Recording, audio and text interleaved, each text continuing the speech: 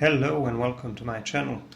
Today I'm going to be doing a portrait of this lovely horse, and I'm going to be using colored pencils on sandpaper.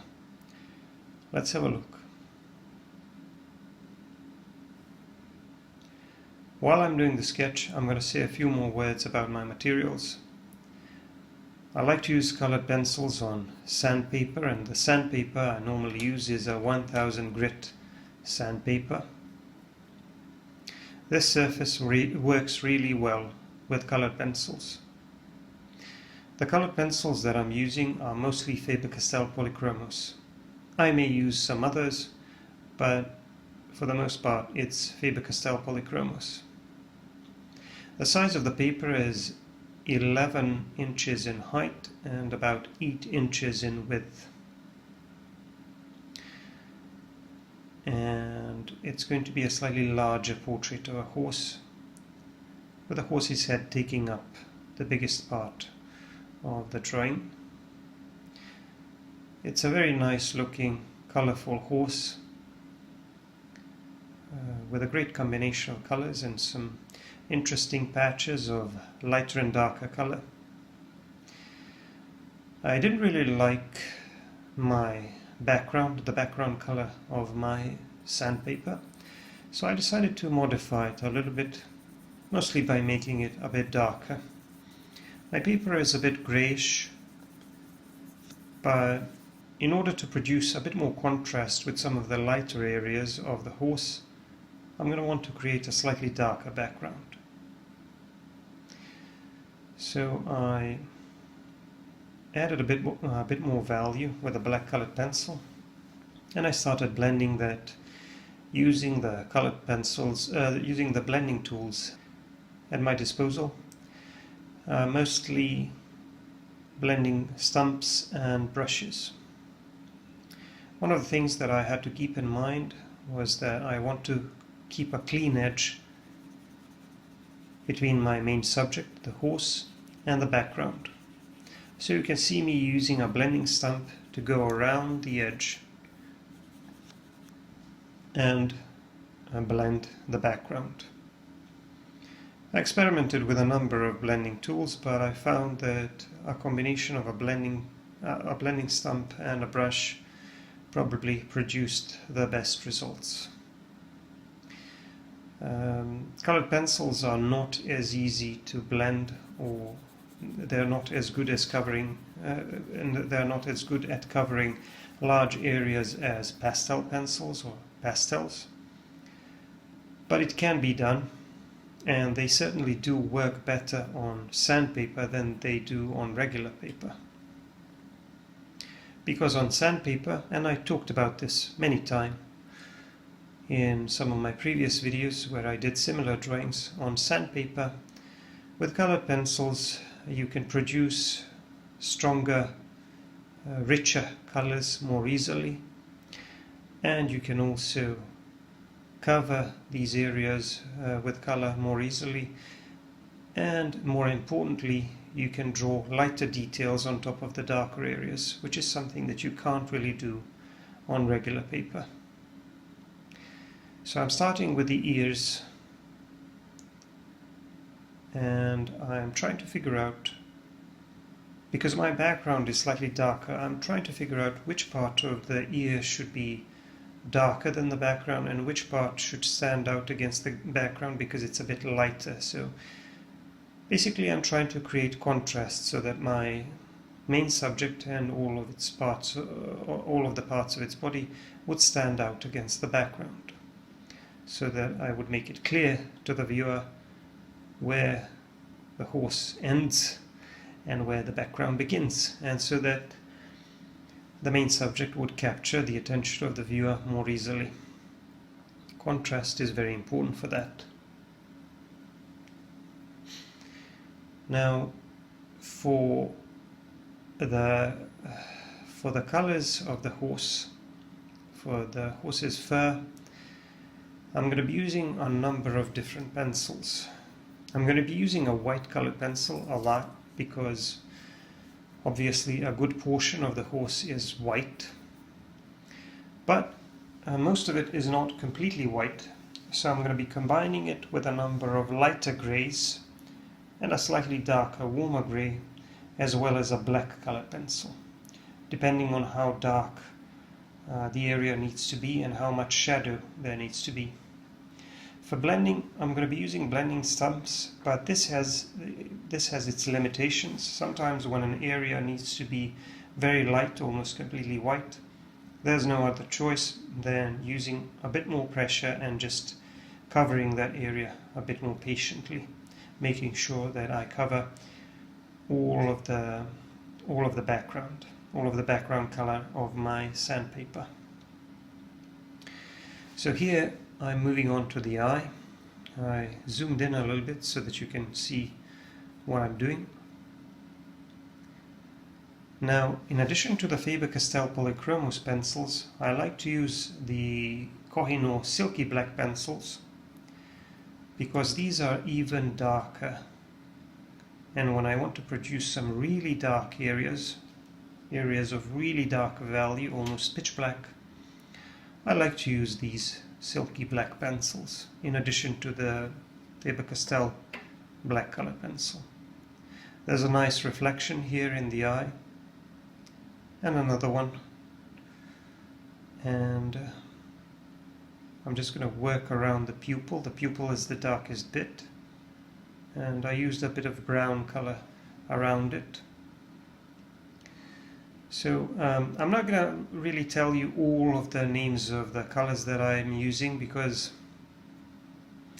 you may be using different brand of pencils and they may have slightly different names, but I'm just going to describe them to you occasionally. I mean, for these large reddish patches like this one around the eye, that's going to be like a reddish brown.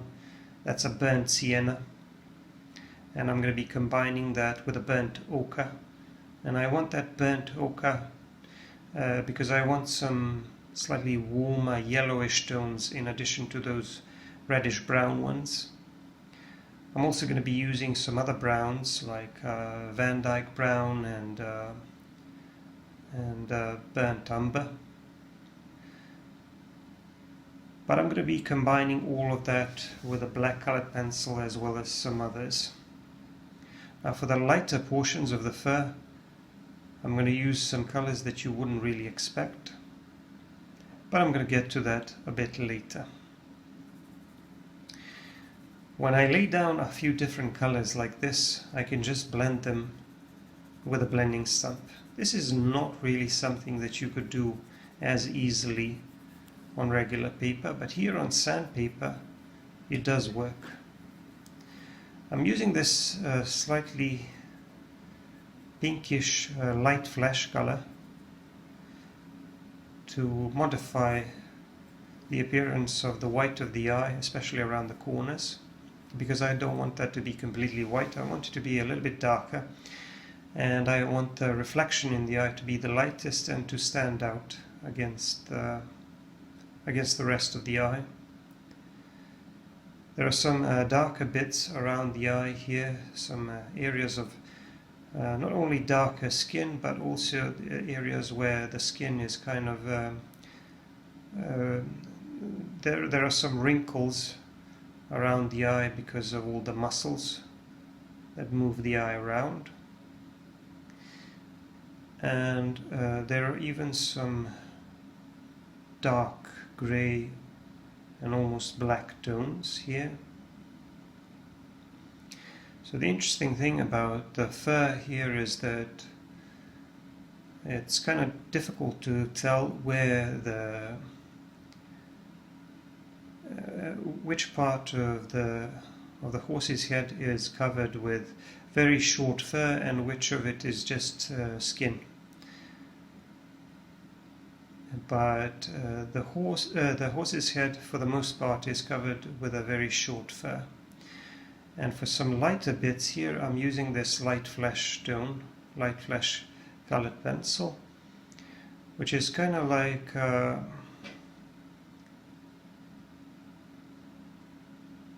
very light pinkish color, but slightly warmer with a little bit more yellow in it, I guess.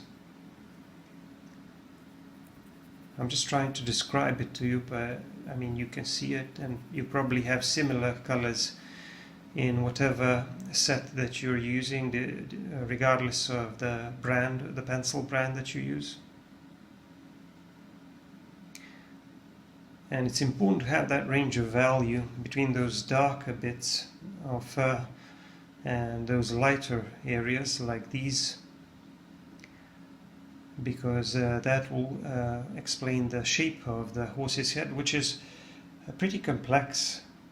I don't want it to look kind of flat and simple. I want to show all of these details, like the textures, but also all of these wrinkles and the muscles and the veins, because horses are very muscular animals with a very short fur. So you want to show all of these details when you draw horses. And another trick that I like to use, I even added some eyelashes here with an ivory colored pencil. Another trick that I like to use is what I like to call allowing the pencil to work for you. I'm not going to draw every single hair here. Sometimes I do that when I do realistic drawings of furry animals. But here we have very short hair, and if I try to draw this short fur by drawing a bunch of short marks, small marks, it would take forever. So what I can do is instead I can just drag my pencil and allow it to produce a little bit of random texture, and I can use that texture to create the illusion like it's a short fur. Here I'm moving on to some of the darker bits on the nose, and there are also some pinkish areas around this, around the nose and the mouth. That's probably because here there's hardly any hair, and then it gradually transitions into very short fur.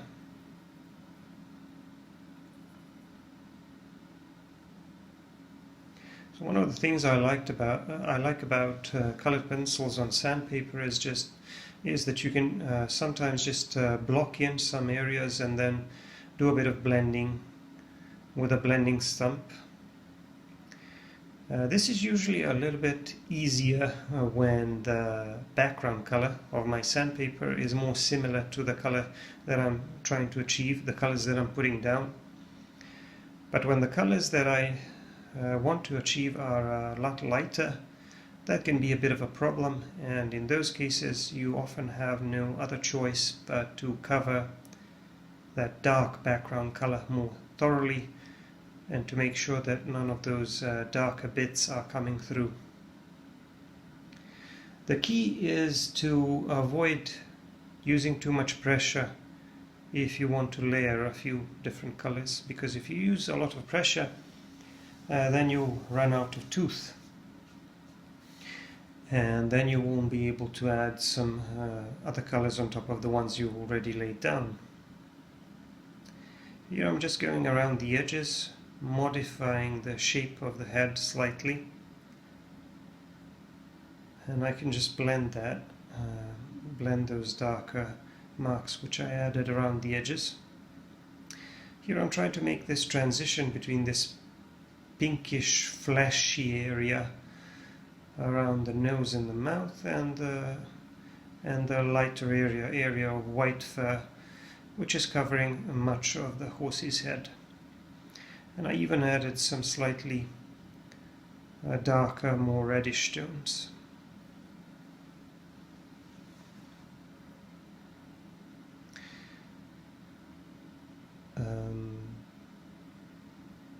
I'm not going to bother trying to produce a lot of texture here because the area looks pretty smooth for the most part, but there's going to be a lot of wrinkles around and folds in the skin around the nose and the mouth. So that's what I'm going to focus on. when you're doing realistic drawings, but you're not doing photorealistic drawings, but just realistic drawings where you want to create an illusion of detail and realism with as little effort as possible, you don't want to draw every single detail. You want to find some approaches and techniques which will allow you to produce something that looks very detailed and realistic, but is not as time consuming.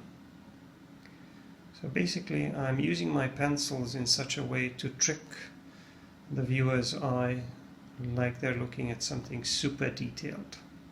That's the trick that I'm going to be using with the fur for the most part, and like I said, I'm not really going to bother drawing every single hair. If I were doing a really large portrait of a horse, there would probably be no way to avoid that. But here I'm just going to try to simplify this a little bit and try to create an illusion of detail by using the textures created by my pencils. Here around the mouth there are a lot of interesting details, a lot of these wrinkles which form around the smaller muscles which control the movement of the jaw. And you can see that I used a light grey to add in some of the shadow areas on the head, on this part of the head, which is kind of like on the sides of the head. And then a little bit more to the right there is this large round area which is kind of like a cheek in human anatomy, but I don't really know what it's called with horses, but I don't need to know that. All I need to do is try to understand what I see when I examine my reference photos and try to make my drawing look as close as I can to the reference. I'm pretty sure that once I finish this will look like a horse. Whether it will look exactly like the photos of horses I studied, I don't really know, but that doesn't really bother me too much. You can see that by creating these darker areas, these shadow areas in this part of the head, I basically created some suggestions of muscles and some veins going across the animal's snout area.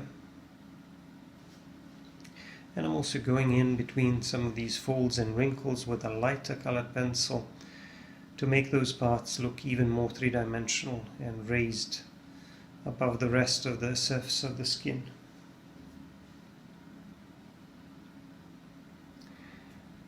I'm just going over some of the areas which need to be a bit lighter and adding a bit more of that white colored pencil, making sure that if I want the area to look completely white, I have to make sure that none of the background color of my sandpaper is coming through. And that can sometimes be time consuming, but it has to be done.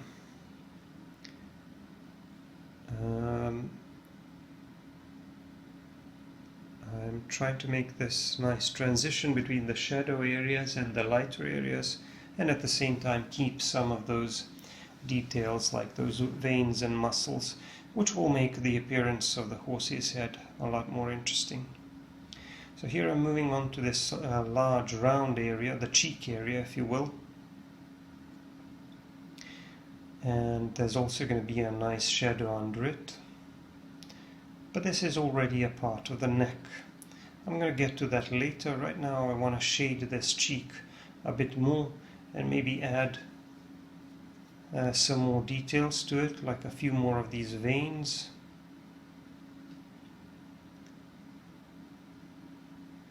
The thing about horses and their anatomy is that they look like, if you compare them to humans, they look like ripped athletes on steroids, I guess.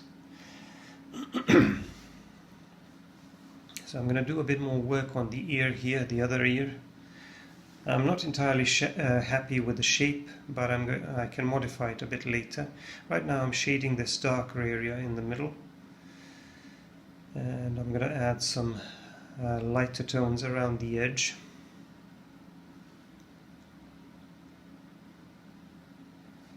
So I've done quite a few of these drawings with colored pencils on sandpaper, and because a lot of them were landscapes, I felt like I should do an animal, and I really like this horse, and I like drawing horses in general. I'm not saying I'm an expert in drawing horses or understanding their anatomy, but I just like to draw them. I think they're fascinating animals.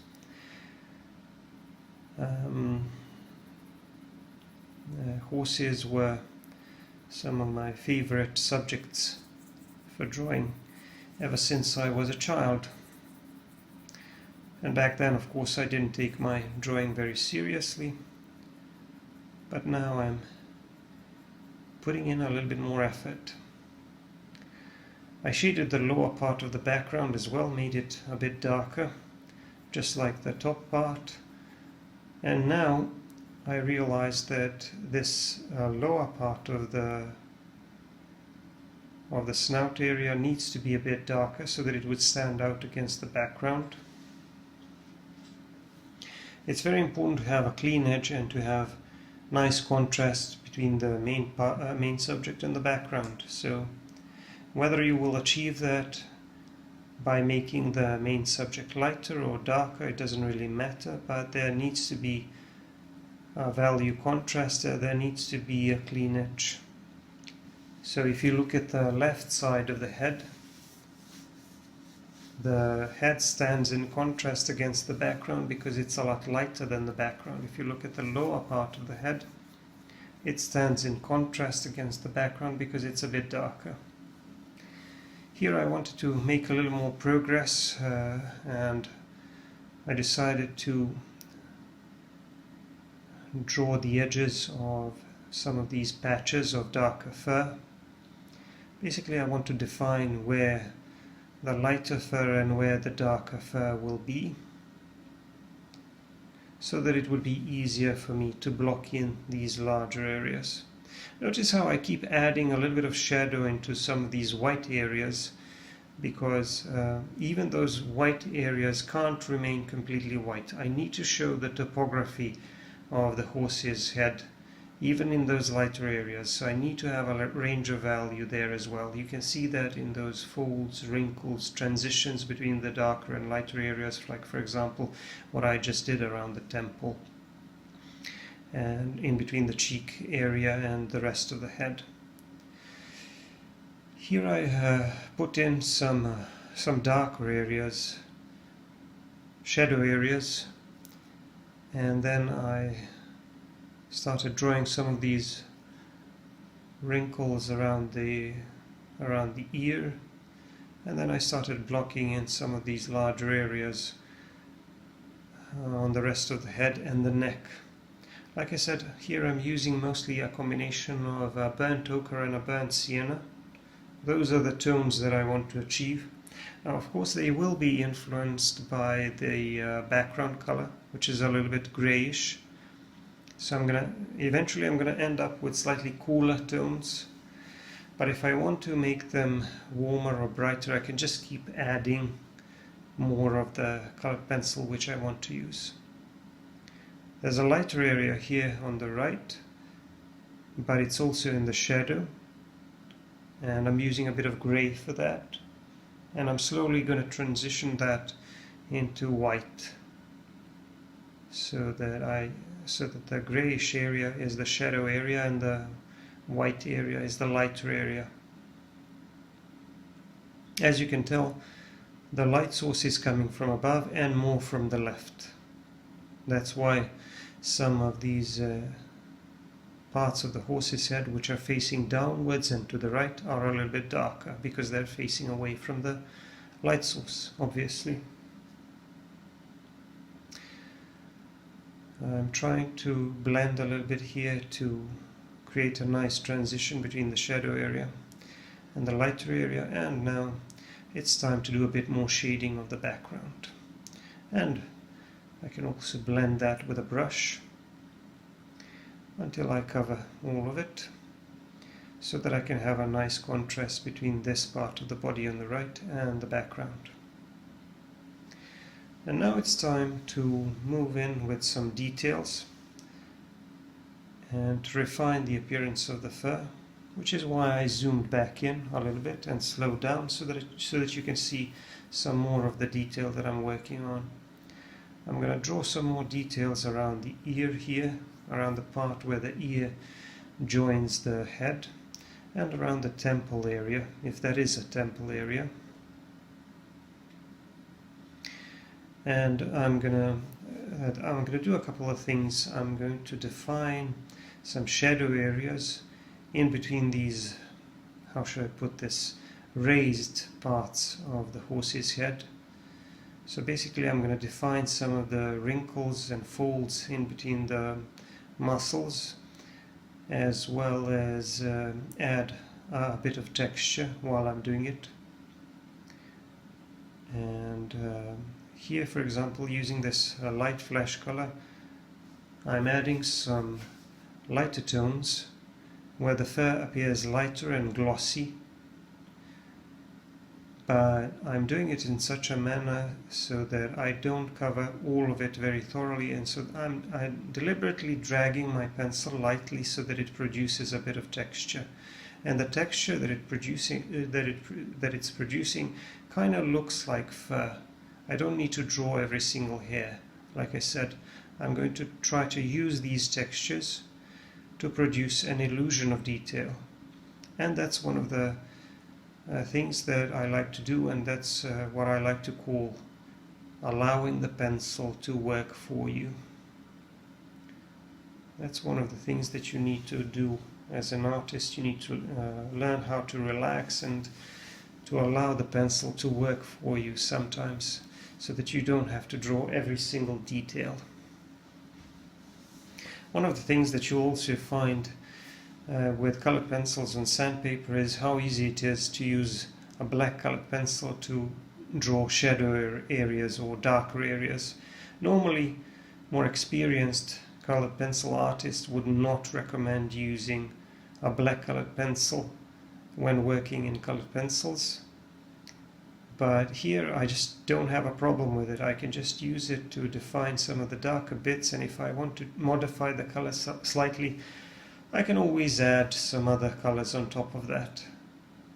Because on sandpaper, colored pencils do actually blend. On regular paper you have to layer them, creating an illusion of blending. Here the surface is so rough that it grinds on the material, it grinds on the pencil, and then you can just use your blending tools to blend the particles together.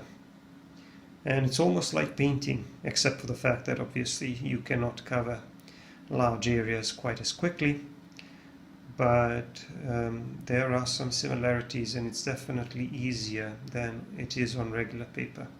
You can see how many nice details I produced on the side of the head, and I also have a nice range of value thanks to the use of those lighter pencils as well as the darker pencils. And here I'm going to move on to the side of the head where I need to define the contrast between these larger reddish brown patches and lighter fur. So that's what I'm going to be doing next. And of course for the shadow areas I'm still going to be using a bit of grey for those lighter patches of fur, and some darker browns and some black for those darker brownish patches of fur. Now also, because this part of the horse's body is kind of facing away from us and is a little bit further away than the head, some of these edges are going to be a little bit blurry. So I'm going to have to work on that later. Right now, as you can see, I'm modifying the edges of these patches on the head, and I wanted to make them a little bit more jagged and a bit more natural looking, like actual fur. by adding some random details and random hairs around the edges, and I think that really made the whole head a lot more realistic. But you don't need to overdo it. You can just add a few suggestions here and there, just so that you don't have a very smooth edge, so that it looks like actual fur, and that really goes a long way. So back to what I was saying about the side of the body here. I want to make the edges here, the transitions between these darker patches and lighter patches, I want to make them a little bit blurrier here, with a bit less texture. And I'm going to do that by blending a bit more and by layering the lighter pencils on top of the darker ones once I finish defining some of these patches.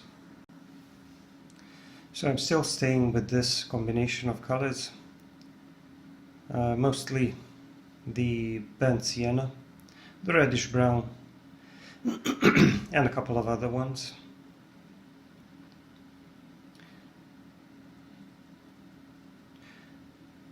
Going over this part of the body here, trying to decide where the white patches will be, and again I'm drawing that irregular edge to make it look as natural as possible. I'm also going over some of these darker patches with a lighter pencil to show that the light source is coming from above, so those brown patches are going to appear lighter at the top, around the top of the back. Also, I didn't like these patches here on the side. There were some lighter patches there, and I didn't really like them, so I decided to make them darker. I just wanted a bit of shadow in that part of the body. Sometimes you just have to simplify certain shapes.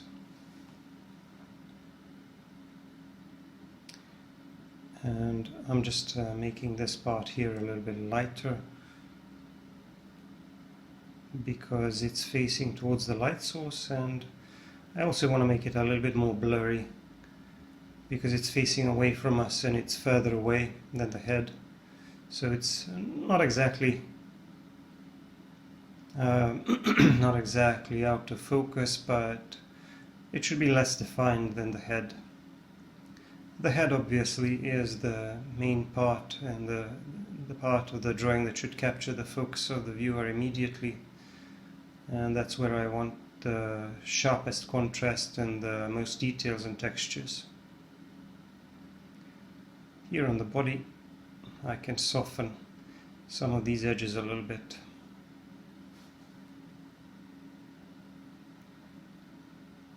And the way you do that is you just layer your pencils, and the thing about the sandpaper is that you can often layer by creating clean marks on top of the darker areas. Well, if you want to avoid that, you just want to put down a sufficient amount of pencil or of the color under. In the first layer you want to saturate the tooth, and then once you go over it you will kind of burnish the surface and you'll be able to produce some smoother areas. So on sandpaper it can actually be a problem to produce blurry smooth areas because of all the texture that the surface is producing. But there are always ways to deal with some of the disadvantages of the medium that you're using. There are always ways to adapt, and whichever tools you're using, you always have to adapt. There is always a period of learning. Here on this side of the neck, some of his mane is showing because it's kind of falling over the other side of the neck, so not much of it is going to be visible, just this small part here and a bit of mane above the head between the ears. I'm drawing a bit of shadow under it, making it a little bit darker at the bottom, and then I'm just going to move on with the shading of the rest of the body. Now there's a nice shadow here on this part of the neck under the head. A nice strong shadow which is cast from the head because of the light source. The head is casting a shadow onto this part of the neck, and I'm going to leave that part considerably darker than the rest of the neck. So I'm putting a black colored pencil in there first because I want to make sure that it remains dark. And now I'm going to do the same thing with the rest of the neck and the body. I'm going to make some indications where some of the shadow areas are. And when I say shadow areas, I mean those areas in between the muscles, in between those folds and wrinkles in the skin. Those are going to be slightly darker areas. So there is this area where the neck kind of transitions into the chest and shoulder area. Once again, horses are very muscular animals with short fur, so if you want to draw a realistic looking horse, you have to include all of those elements of the anatomy. I imagine it's a lot easier for people who have actually studied the anatomy of a horse. I haven't. I just study the reference photos when I do my drawings, but that's about it. So my understanding of it is quite superficial, but I think you can generalize and simplify certain things. I'm adding a bit of ochre. I added a bit of that light flash color around some of the lighter areas where I think some of the lighter areas will be. And then on top of all of that, I'm adding my main brownish color, which is that burnt sienna, which is kind of more reddish, but I'm adding a bit more of that. And I'm just going to block this large area in, which again, like I said, is not really something that you could do with colored pencils on regular paper. This is more like something you would do with pastel pencils. But you can see you will see once I start blending with a Tortillion how easy it'll be for me to blend these colors that I laid down together. And when I use these blending stumps, I try not to muddy the tip. So I try to alternate between the darker and the lighter tip, and I try to use different blending stumps for different colors and different shades. So I always have at least a half a dozen blending stumps lying around when I work with colored pencils on sandpaper. So you can see how easy it is to blend this. I'm moving the pigment very, very easily. When I have a sufficient amount of it, obviously. There's a bit more shadow over here. There's another lighter area here around the chest area, which is kind of bulging out. That's why it needs to be a bit lighter. But these darker bits that I laid down first, they're really, really showing that, showing those muscles, and they're really showing the topography of that muscular body. I'm using a sharp white colored pencil again to work on the edges of some of these lighter patches to make them irregular, to make them look like actual fur. Just adding a bit of texture around the edges. I'm going to keep working on that and refining some of the details, but now I think it's a good time for me to remind you to subscribe if you haven't already, to give me a like and comment on my videos, and to check out my other videos because I have lots of content here on my YouTube channel. But if you want to see longer videos, full-length, real-time narrated videos, you should check out my Patreon because there's a lot of additional content there. Here I'm drawing some more of these veins going across the chest and the neck area, and I'm making them look more three-dimensional by adding a bit of shadow under them.